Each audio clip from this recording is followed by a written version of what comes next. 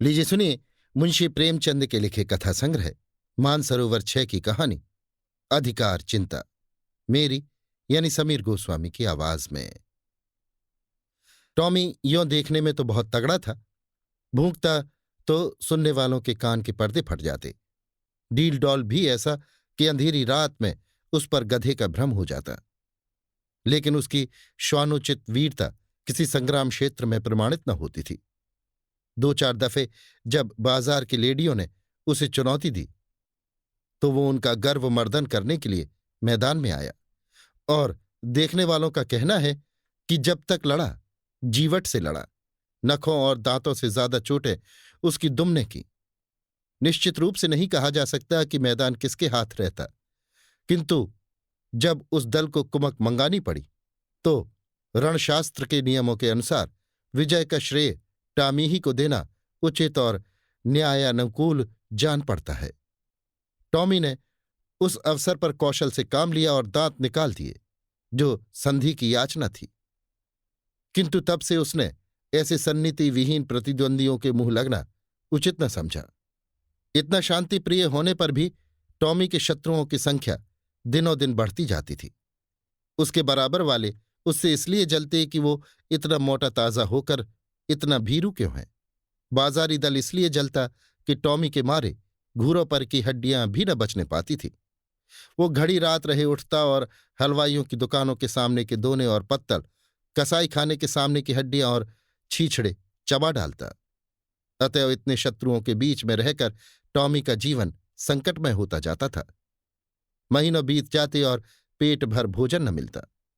2-3 बारों से मनमाने भोजन करने की ऐसी प्रबल उत्कंठा हुई कि उसने संदिग्ध साधनों द्वारा उसको पूरा करने की चेष्टा की, पर जब परिणाम आशा के प्रतिकूल हुआ और स्वादिष्ट पदार्थों के बदले अरुचिकर दुग्राहार्य वस्तुएं भरपेट खाने को मिली, जिससे पेट के बदले कई दिन तक पीठ में विषम वेदना होती रही, तो उसने विवश होकर फिर सन्मार्ग का आश्रय लिया। पर डंडों से पेट चाहे भर गया हो, वो उत्कंठा शांत न हुई।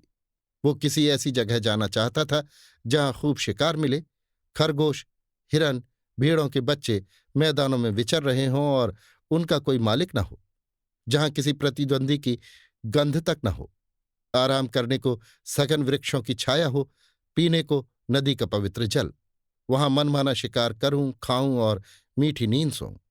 वहां चारों ओर मेरी धाक बैठ जाए, सब पर ऐसा रोब छा जाए कि मुझी को अपना राजा समझने लगे, और धीरे धीरे मेरा ऐसा सिक्का बैठ जाए कि किसी द्वेषी को वहां पैर रखने का साहस ही न हो।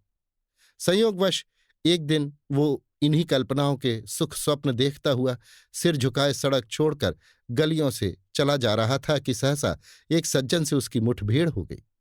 टॉमी ने चाहा कि बचकर निकल जाऊं, पर वो दुष्ट इतना शांतिप्रिय न था। उसने तुरंत झपटकर टॉमी का टेटुआ पकड़ लिया। टॉमी ने बहुत अनुनय विनय की, गिड़गिड़ाकर कहा, ईश्वर के लिए मुझे यहां से चले जाने दो, कसम ले लो जो इधर पैर रखूं।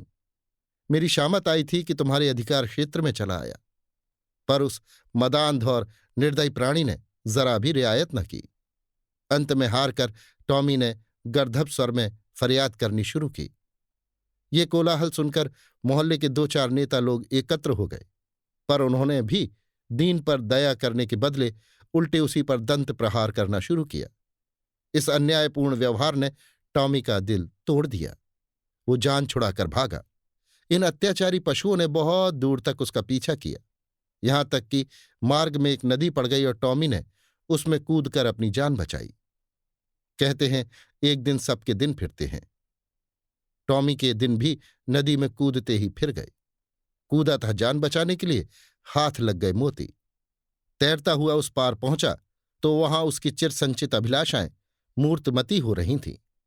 ये एक विस्तृत मैदान था, जहां तक निगाह जाती थी हरियाली की छटा दिखाई देती थी। कहीं नालों का मधुर कलरव था, कहीं झरनों का मंद गान, कहीं वृक्षों के सुखद पुंज थे, कहीं रेत के सपाट मैदान। बड़ा सुरम्य मनोहर दृश्य था। यहां बड़े तेज नखों वाले पशु थे, जिनकी सूरत देखकर टॉमी का कलेजा दहल उठता था। पर उन्होंने टॉमी की कुछ परवाह न की। वे आपस में नित्य लड़ा करते थे, नित्य खून की नदी बहा करती थी। टॉमी ने देखा, यहां इन भयंकर जंतुओं से पेश न पा सकूंगा। उसने कौशल से काम लेना शुरू किया। जब दो लड़ने वाले पशुओं में एक घायल और मुर्दा होकर गिर पड़ता तो टॉमी लपक कर मांस का कोई टुकड़ा ले भागता और एकांत में बैठकर खाता। विजय पशु विजय के उन्माद में उसे तुच्छ समझकर कुछ न बोलता। अब क्या था, टॉमी के पौ 12 हो गए। सदा दिवाली रहने लगी। न गुड़ की कमी थी न गेहूं की। नित्य नए पदार्थ उड़ाता और वृक्षों के नीचे आनंद से सोता। उसने ऐसे सुख स्वर्ग की कल्पना भी न की थी। वो मरकर नहीं, जीते जी स्वर्ग पा गया। थोड़े ही दिनों में पौष्टिक पदार्थों के सेवन से टॉमी की चेष्टा ही कुछ और हो गई। उसका शरीर तेजस्वी और सुगठित हो गया।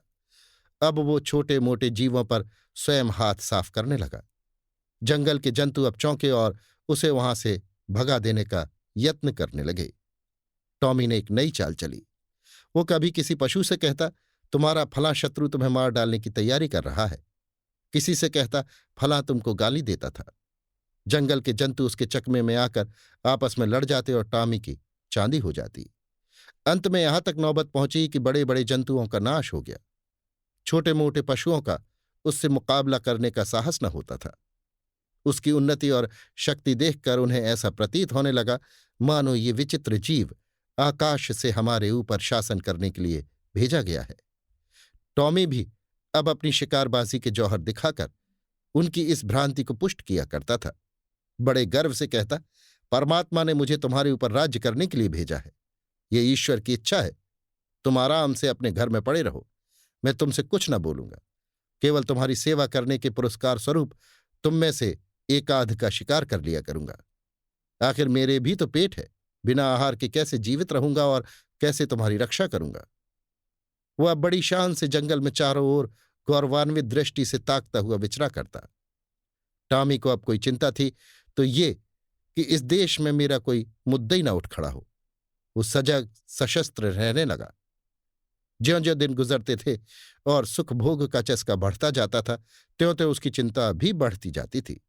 बस अब बहुधा रात को चौंक पड़ता और किसी अज्ञात शत्रु के पीछे दौड़ता। अक्सर अंधा कुकुर बात से भूखे वाली लोकोक्ति को चरितार्थ करता। वन के पशुओं से कहता, ईश्वर न करे कि तुम किसी दूसरे शासक के पंजे में फंस जाओ। वो तुम्हें पीस डालेगा। मैं तुम्हारा हितैषी हूं, सदैव तुम्हारी शुभ कामना में मग्न रहता हूं। किसी दूसरे से ये आशा मत रखो। पशु एक स्वर में कहते, जब तक हम जिएंगे आप ही के अधीन रहेंगे। आखिरकार ये हुआ कि टॉमी को क्षण भर भी शांति से बैठना दुर्लभ हो गया।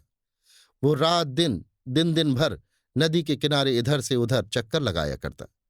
दौड़ते दौड़ते हांफने लगता, बेदम हो जाता, मगर चित्त को शांति न मिलती।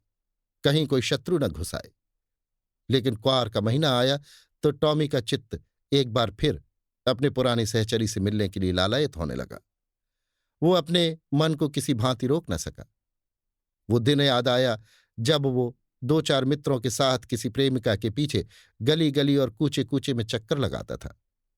2-4 दिन तो उसने सब्र किया, पर अंत में आवेग इतना प्रबल हुआ कि वो तकदीर ठोंक कर खड़ा हुआ। उसे अब अपने तेज और बल पर अभिमान भी था। 2-4 को तो वही मजा चखा सकता था। किंतु नदी के इस पार आते ही उसका आत्मविश्वास प्रातःकाल के तम के समान फटने लगा। उसकी चाल मंद पड़ गई। आप ही आप सिर झुक गया, दुम सिकुड़ गई। मगर एक प्रेमिका को आते देखकर वो विह्वल हो उठा, उसके पीछे हो लिया। प्रेमिका को उसकी वो कुचेष्टा प्रिय लगी। उसने तीव्र स्वर से उसकी अवहेलना की। उसकी आवाज सुनते ही उसके कई प्रेमी आ पहुंचे और टॉमी को वहां देखते ही जामे से बाहर हो गए। टॉमी सिटपिटा गया। अभी निश्चय न कर सका था कि क्या करूं कि चारों ओर से उस पर दांतों और नखों की वर्षा होने लगी। भागते भी न बन पड़ा। देह लहूलुहान हो गई। भागा भी तो शैतानों का एक दल पीछे था। उस दिन से उसके दिल में शंका सी समा गई। हर घड़ी ये भय लगा रहता कि आक्रमणकारियों का दल मेरे सुख और शांति में बाधा डालने के लिए, मेरे स्वर्ग को विध्वंस करने के लिए आ रहा है। ये शंका पहले भी कम न थी, अब और भी बढ़ गई। एक दिन उसका चित्त भय से इतना व्याकुल हुआ कि उसे जान पड़ा शत्रुदल आ पहुंचा। वो बड़े वेग से नदी के किनारे आया और इधर से उधर दौड़ने लगा। दिन बीत गया, रात बीत गई, पर उसने विश्राम न लिया। दूसरा दिन आया और गया, पर टॉमी निराहार, निर्जल, नदी के किनारे चक्कर लगाता रहा। इस तरह 5 दिन बीत गए। टॉमी के पैर लड़खड़ाने लगे, आंखों तले अंधेरा छाने लगा। क्षुधा से व्याकुल होकर गिर पड़ता, पर वो शंका किसी भांति शांत न हुई।